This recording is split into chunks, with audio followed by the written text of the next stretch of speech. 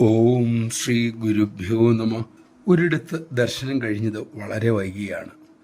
അവിടെ അമ്മ ഒരു ഭക്തന്റെ ഗൃഹത്തിൽ ചെല്ലാമെന്നും പറഞ്ഞിരുന്നു. അവർ അമ്മയെ കൊതിയോടെ കാത്തിരുന്നു. അമ്മയ്ക്കായി പ്രത്യേകം ആഹാരവും തയ്യാറാക്കിയിരുന്നു. ഏതായാലും അമ്മ അവിടെ ചെന്നു.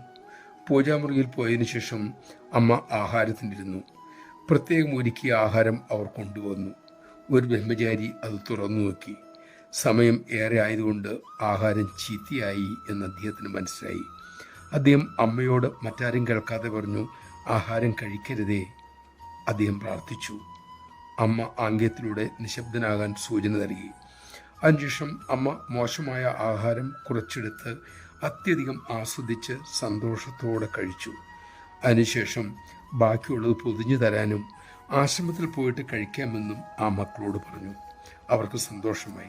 അതിനുശേഷം അമ്മ സന്യാസി മക്കൾക്ക് കേടാകാത്ത ഭക്ഷണം വിളമ്പുകയും ചെയ്തു. എല്ലാം കഴിഞ്ഞ് അമ്മയും മക്കളും യാത്രയായി. യാത്രക്കിടയിൽ അമ്മ പറഞ്ഞു, മക്കളെ, ആഹാരം മോശമായി എന്നത് സത്യം തന്നെ.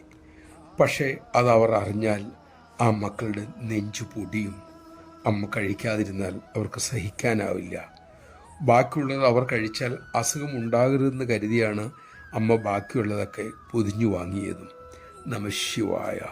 കാരുണ്യവും കരുതലും ഉടൽ പൂണ്ടെത്തിയതാണ് നമ്മുടെ അമ്മ.